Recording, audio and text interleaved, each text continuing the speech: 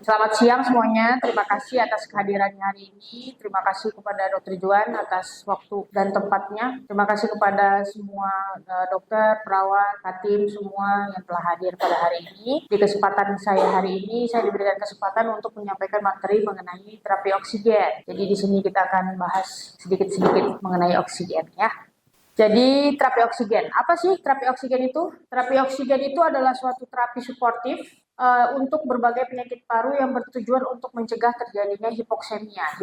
Hipoksemia itu ialah kekurangan oksigen di dalam darah. Nah, perencanaan terapi oksigen. Jadi sebenarnya kita memberikan oksigen itu nggak asal-asalan. Dia ada hitungannya, ya. Jadi tujuan perencanaan terapi oksigen ini untuk mendapatkan tingkat total aliran udara dan fraksi oksigen. Pokoknya ini ada hitungannya lah. Nggak saya bahas di sini karena saya juga kurang paham yang pertama, dan itu untuk tingkat yang lebih lanjut. Gitu. Jadi dia ada berapa total aliran udaranya sehingga berapa persen yang kita berikan dengan menggunakan alat dan apa. Ini kita bahas nanti. Kemudian tujuannya memberikan dosis terendah oksigen yang dapat meningkatkan saturasi oksigen PaO2 melebihi 60 mm air raksa atau saturasi lebih dari 90. Jadi tujuan yang diberikan oksigen itu dengan dosis yang paling rendah, aliran paling rendah untuk meningkatkan saturasi kalau bisa lebih dari 90% yang paling gampangnya. Atau PaO2. PaO2 ini periksanya dari mana? ABDA, kan ribet ya. Jadi yang paling gampang itu diperiksa dari saturasi pakai alat. Kemudian yang diperhatikan pemberian oksigen adalah kenyamanan dari pasien. Jadi nggak bisa asal-asalan aja. Nah, indikasi. Apa indikasi pemberian terapi oksigen pada pasien-pasien apa? Yang pertama itu hipoksemia arteri, kemudian shock, yang henti jantung, henti nafas, pasien trauma dan pasca bedah yang mengalami kondisi kritis, dan keracunan karbon monoksida. Jadi untuk pemberian oksigen dibagi berdasarkan tempat ya. Ada yang diberikan di rumah sakit, kemudian ada pemberian di rumah. Ini biasanya di rumah ini yang LTOT kita bilangnya, long term oxygen therapy, pasien-pasien dengan PPOK kronis misalnya seperti kayak gitu. Jadi dia perlu pemberian oksigen juga di rumah. Ya, yang di rumah sakit apa aja sih oksigennya? Dia pemberiannya ada dua arus. Yang pertama arus rendah, ini yang biasa kita kerjakan sehari-hari. Yang mana kalau arus rendah itu adalah gas yang masuk lebih sedikit dibandingkan yang dihirup pasien. Jadi kita menggunakan FiO2 yang lebih kecil. FiO2 ini nanti ada ya dibahas. Dan dengan FiO2 yang bervariasi tergantung dari gas yang keluar dari alat dan pola pernafasan pasien. Makanya tadi saya bilang, alatnya apa? Ada FiO2-nya, ada target berapa liternya. Itu udah ada pakemnya dari sana, ya. Yang mana untuk low device itu yang pertama kanula hidung, nasal kanul. Udah paling sering ini kita pakainya. Ini dia ya, nasal kanul seperti biasa, oksigen hidung. Ya kan? Suatu pipa plastik, dia kan pipa plastik lunak dengan ujung buntu yang dikaitkan ke telinga dan di bawah leher. Bisa dipakai untuk semua kalangan. Orang dewasa, anak-anak, bayi. Yang mana nanti kabelnya disambungkan ke oksigen yang ditempel di dinding ya, humidifier. Nah, kalau dia ini pemberiannya paling bervariasi, paling antara 2 sampai 6 liter. Jadi kalau ini alat maksimal itu 6 liter, nggak boleh lebih. Nggak ada cerita di setel sampai 15 liter, 12 liter, 10 liter, percuma. Karena semaksimal-maksimalnya yang bisa dia sampaikan, yang dia hantarkan adalah 6 liter. 6 liter itu satuannya sama, yaitu 0,4. Ini ada tabelnya nanti. Ada nggak? Ada nanti harusnya. Ya, jadi jangan semua disamaratakan mau apapun oksigennya 15 liter aja buat enggak. Jadi percuma, makanya saya bilang kalau ini maksimalnya 5 sampai 6 liter. Itu udah ketentuan dari sananya. Ya. Kemudian, nah ini dia. Ya kan gini cara pakainya nasal kanul ya. Karena kenapa kita setel 10 liter, 15 liter sakit dia. Mencegah terjadi iritasi karena cepatnya aliran oksigen. Jadi pakai itu tuh arusnya kan tinggi. Semakin tinggi nanti yang ada hidungnya kering, bisa luka. panas, nggak enak pasien rasa. Makanya semaksimal-maksimalnya alat ini dipasang, yaitu 6 liter ketentuannya. Yang kedua ada masker. Masker ada lagi dua. Masker itu digunakan apabila level oksigen yang diberikan mau lebih tinggi lagi. Nah, di sini dia letaknya. Ya, yang lebih tinggi dibandingkan kanula hidung. Masker hidung itu perangkatnya ada plastik ringan, penggunaannya menutupi hidung dan mulut. Nah, masker ada beberapa, ada 3 ya. Yang pertama itu simple mask, perencanaan terapi oksigen. Jadi sebenarnya kita memberikan oksigen itu nggak asal-asalan, dia ada hitungannya, ya. Jadi tujuan perencanaan terapi oksigen ini untuk mendapatkan tingkat total aliran udara dan fraksi oksigen. Pokoknya ini ada hitungannya lah. Nggak saya bahas di sini karena saya juga kurang paham yang pertama, dan itu untuk tingkat yang lebih lanjut gitu. Jadi dia ada berapa total aliran udaranya sehingga berapa persen yang kita berikan dengan menggunakan alat dan apa. Ini kita bahas nanti. Kemudian tujuannya memberikan dosis terendah oksigen yang dapat meningkatkan saturasi oksigen menjadi PaO2 melebihi 60 mm air raksa atau saturasi lebih dari 90. Jadi tujuan yang kita berikan oksigen itu dengan tujuan dengan dosis yang paling rendah, aliran paling rendah untuk meningkatkan saturasi kalau bisa lebih dari 90% yang paling gampangnya. Atau PaO2. PaO2 ini periksanya dari mana? ABDA, kan ribet ya. Jadi yang paling gampang itu diperiksa dari saturasi pakai alat. Kemudian yang diperhatikan pemberian oksigen adalah kenyamanan dari pasien. Jadi nggak bisa asal-asalan aja. Nah, indikasi. Apa indikasi pemberian terapi oksigen pada pasien-pasien apa? Yang pertama itu hipoksemia arteri, kemudian shock, yang henti jantung, henti nafas, pasien trauma dan pasca bedah yang mengalami kondisi kritis, dan keracunan karbon monoksida.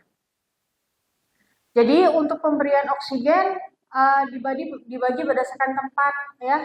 Ada yang diberikan di rumah sakit, kemudian ada pemberian di rumah. Ini biasanya di rumah ini yang LTOT kita bilangnya, long term oksigen terapi, pasien-pasien dengan PPOK kronis misalnya seperti kayak gitu. Jadi dia perlu pemberian oksigen juga di rumah.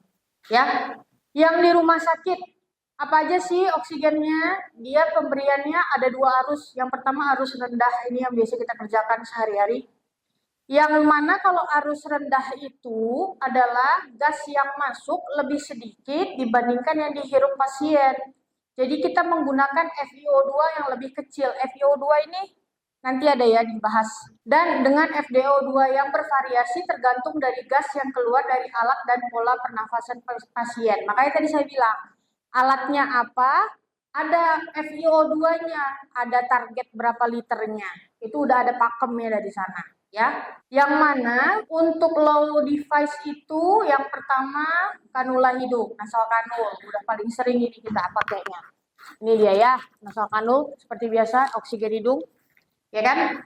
Suatu pipa plastik, dia kan pipa plastik lunak dengan ujung buntu yang dikaitkan ke telinga dan di bawah leher. Bisa dipakai untuk semua kalangan, orang dewasa, anak-anak, bayi, yang mana nanti kabelnya disambungkan ke oksigen yang ditempel di dinding, ya, humidifier. Nah, kalau dia ini pemberiannya paling bervariasi, paling antara 2 sampai 6 liter. Jadi kalau ini alat maksimal itu 6 liter, nggak boleh lebih. Nggak ada cerita di setel sampai 15 liter, 12 liter, 10 liter, percuma. Karena semaksimal-maksimalnya yang bisa dia sampaikan, yang dia hantarkan adalah 6 liter. 6 liter itu satuannya sama, yaitu 0,4. Ini ada tabelnya nanti. Ada nggak? Ada nanti harusnya. Ya, jadi jangan semua disamaratakan mau apapun oksigennya 15 liter aja buat, enggak. Jadi percuma, makanya saya bilang, kalau ini maksimalnya 5 sampai 6 liter. Itu udah ketentuan dari sananya. Ya. Kemudian, nah ini dia. Ya kan, gini cara pakainya nasal kanul ya. Karena kenapa kita setel 10 liter, 15 liter, sakit dia. Mencegah terjadi iritasi karena cepatnya aliran oksigen. Jadi pakai itu tuh arusnya kan tinggi. Semakin tinggi nanti yang ada hidungnya kering, bisa luka, panas, nggak enak pasien rasa. Makanya semaksimal-maksimalnya alat ini dipasang, yaitu 6 liter ketentuannya. Itu ya. Yang kedua ada masker. Masker ada lagi 2. Masker itu digunakan apabila level oksigen yang diberikan mau lebih tinggi lagi. Nah, di sini dia letaknya. Ya, yang lebih tinggi dibandingkan kanula hidung. Masker hidung itu perangkatnya ada plastik ringan, penggunaannya menutupi hidung dan mulut. Nah, masker ada beberapa, ada 3 ya. Yang pertama itu simple mask. Ada nggak ya? Ini ya, ini nebul. Ya gini lah pokoknya. Jadi kalau masker tuh, ini nggak boleh buka ya? Hah? Boleh? Nggak ada kita punya ya. Dia cuman masker doang. Anggaplah kayak NRM ini, tapi dia nggak ada kantongnya. Itu namanya simple mask ya. Jadi cuman masker, sambung langsung ke tali oksigennya, nggak punya reservoirnya, nggak punya kantongnya dia ya. Digunakan pada wajah dan mengikat pita kepala plastik. Jadi dia diikatkan ke kepala, menutup wajah.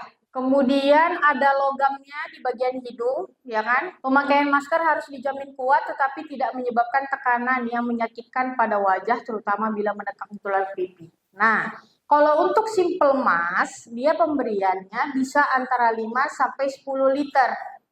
Nggak boleh kurang dari 5 liter. Jangan dikasih 2 liter, 3 liter pakai simple mask. Percuma. Nanti yang ada justru keracunan dia. Ya, jadi ada tolak ukurnya masing-masing alat. Jadi kalau simple mask digunakan 5 sampai 10, maksimalnya 10, nggak bisa sampai 15 karena bukan itu dia peruntungannya. Ya, yang mana 5 sampai 10 liter ini kalau dihitung FiO2-nya itu ialah 0,3 sampai 0,6 gitu, ya. Nah, ini dia nih. Dia cuman ada masker, kemudian disambung ke selangnya. Udah gitu doang, nggak ada kantongnya. Ya, inilah dia simple mask. Kemudian ada rebreathing, masker rebreathing. Ini keuntungannya konsentrasi oksigen lebih tinggi dari sungkup simple mask yang tadi dan tidak membuat selaput lendir mengering. Kemudian kerugiannya tidak dapat memberikan oksigen konsentrasi rendah, tapi jika aliran lebih rendah dapat menyebabkan CO2 trapping, penumpukan CO2. Ya, ini yang sering kita lihat, ya. Jadi masker ini sebenarnya non rebreathing. Ini kan ada mereknya juga nih. Non rebreathing. Kenapa non rebreathing? Karena di sini ada tutupannya.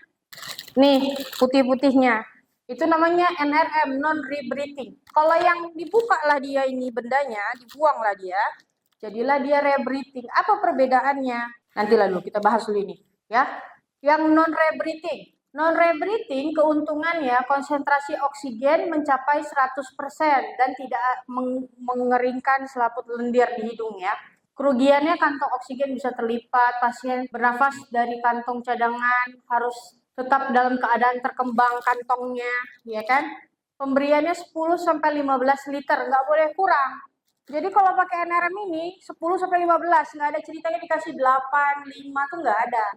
Nanti yang ada CO2 trapping, keracunan karbon monoksida dia. Itu makanya ada peruntungannya masing-masing. Kemudian harus dibuka tutup kalau makan, ribet penggunaannya. Ya, ini dia non rebreathing. Dia ada katupnya nih, tutupannya nih di samping-samping hidungnya. Apa yang membedakan non rebreathing dengan rebreathing? Kalau kita pakai ini rebreathing ya, rebreathing tuh katup ininya nggak ada.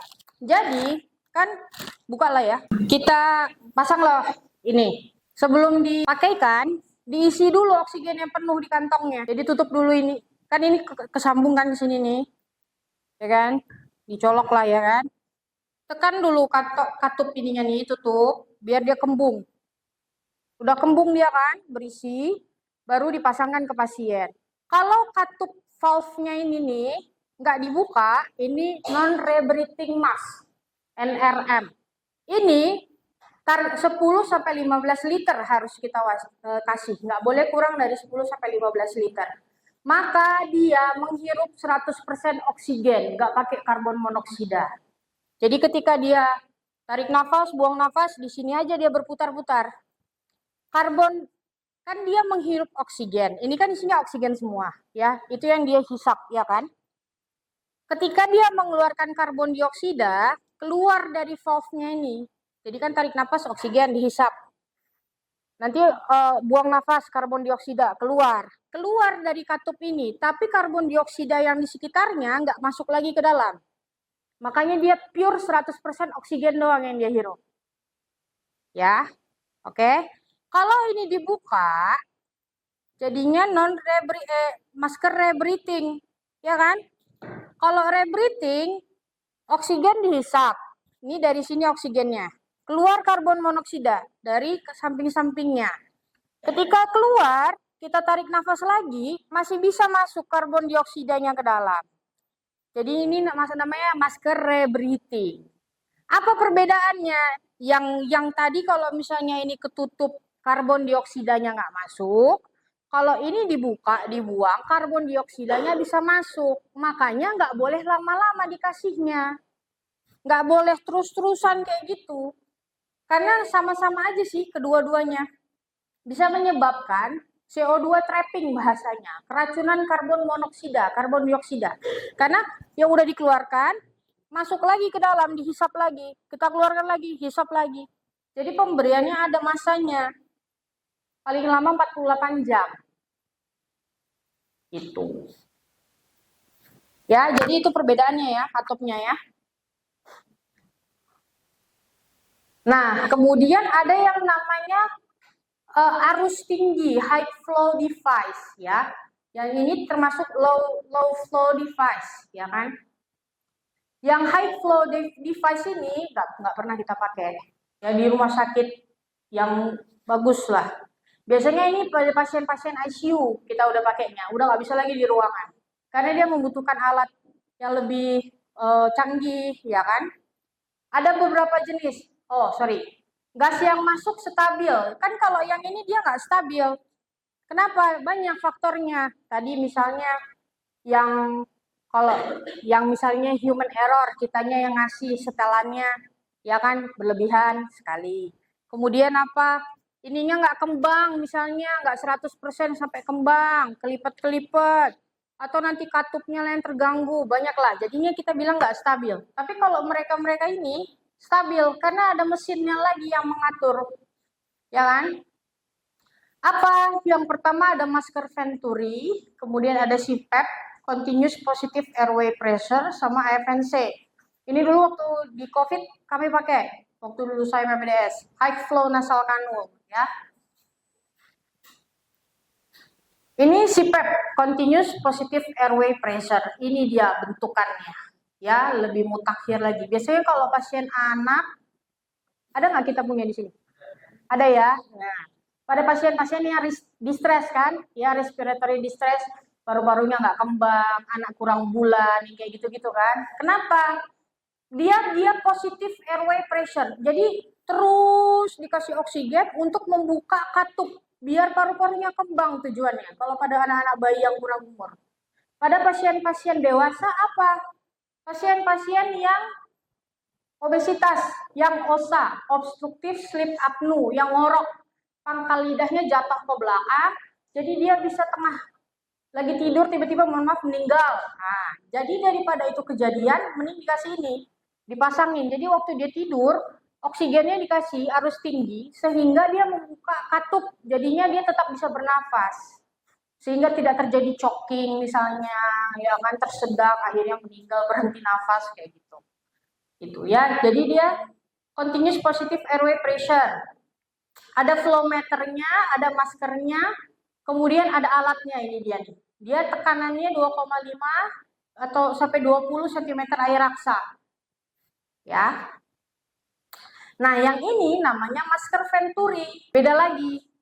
Ini kayak simple mask, tapi dia punya salurannya lah kita bilang. Jadi dia tiap warna tuh ada targetnya. Seperti yang saya bilang tadi, ngasih oksigen itu ada hitung-hitungannya. Ya, kita mau misalnya saturasinya rendah, kita mau targetnya berapa? 95, 100 misalnya. Pasiennya udah sesak banget. Kita mau setel, oh ya udah deh, coba dulu deh, saya mau ngasih yang 8 liter misalnya. Berarti kita taruh ini warna hijau. Nanti alatnya otomatis mengeluarkan oksigen sesuai yang kita mau. Berarti dia 8 liter dengan 35% yang keluarnya. Itu. Ya, misalnya apa yang warna merah nih, warna merah. Kita colokkan di sininya warna merahnya, nanti berarti targetnya 41 liter, gitu misalnya. Itu. Kemudian ada lagi, nah ini dia, KHAT, kanula hidung aliran tinggi atau high flow nasal kanul. Ini dulu waktu COVID dipakai. Dia pemberiannya itu 60 liter per menit, lebih tinggi lagi. Ya, jadi ini diberikan pada pasien-pasien yang masih sadar, waktu dulu COVID ya, masih sadar, tapi saturasinya udah di bawah 80. Ya, nggak bakalan tertolong lagi pakai NRM, nggak bakalan bisa. Jadi kita harus kasih flow tinggi, 60 liter per menit. Kemudian dia nanti disambungkan ke selangnya, selangnya juga ada mesinnya, kemudian ada humidifiernya dia untuk mengeluarkan pakai air hangat gitulah pokoknya. Soalnya kan arusnya tinggi. Kita pakai nasal kanul 6 liter aja udah pedih itu hidung. Gimana lagi 60 liter per menit. Jadi ini dikasih pakai air hangat juga biar nggak pedih hidungnya.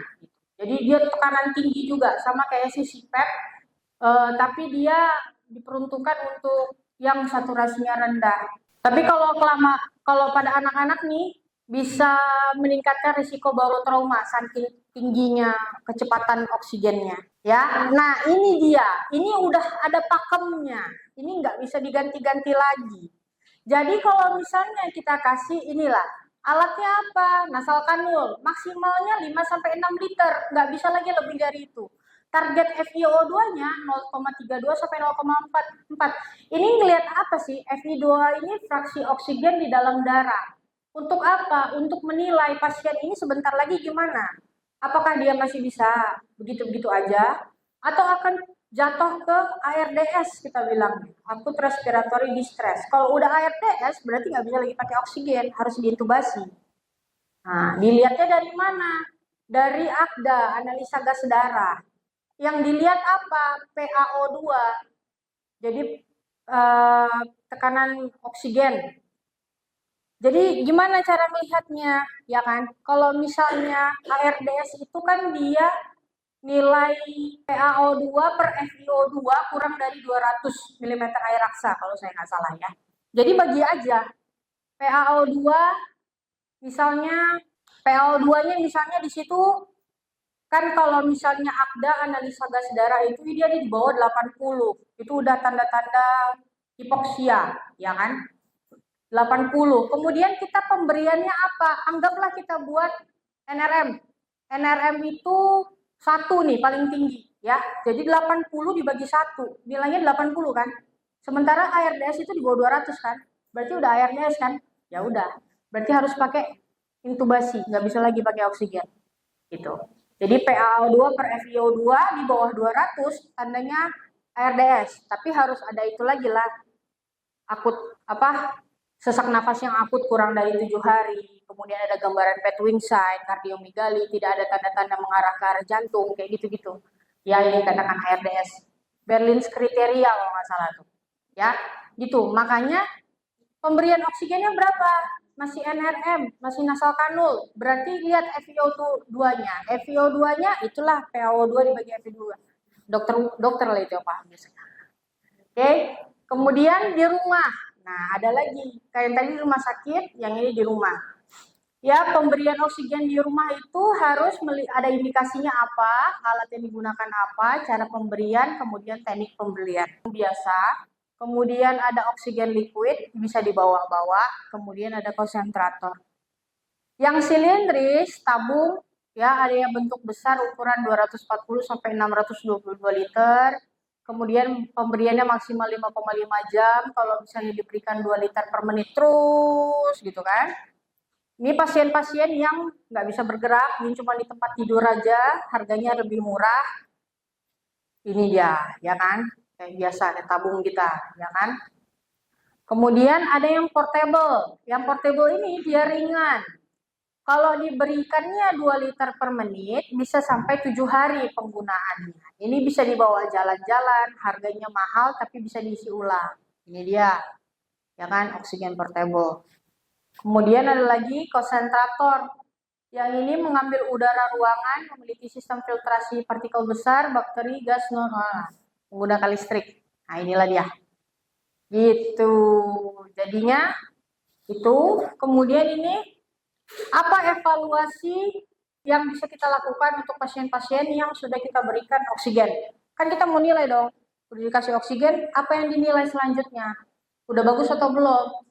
Yang non-invasif, yang paling gampang, ya lihat aja saturasinya. Makanya saturasi oksigen itu perlu di ruangan.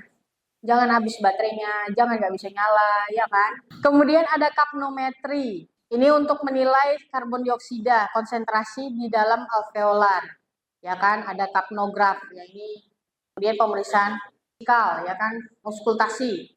Yang invasifnya kita cek AKDA, itu pasien-pasien di ICU. Makanya habis ditubasi kita cek lagi sebelum dan sesudahnya sudah ada perbaikan atau pemberian oksigen yang berlama-lama pun bisa ada mudaratnya, ada jeleknya. Ya, apa bisa terjadi keracunan oksigen? Kenapa bisa? Ya seperti yang tadi saya bilang, ya kan, kayak misalnya kita pakai 100% oksigen yang pada NRM. Lama-kelamaan karbon dioksidanya numpuk di dalam paru-paru, ujung-ujungnya apa? Dia jadi keracunan. Ya itulah, jadi sesak lagi jadi nanti, ya kan? Bisa menjadi apa? Tracheobronkitis, ini nanti yang batuk-batuk, batuk kering, ya kan? Kemudian atalektasis, ini misalnya paru-parunya di ronsen, ada putihnya, satu lobus, satu bagian, ya kan? Kemudian kerusakan jaringan paru akut dan jaringan paru kronis. Habis. Dah, itu dari saya. Sekian pemberiannya. Assalamualaikum warahmatullahi wabarakatuh.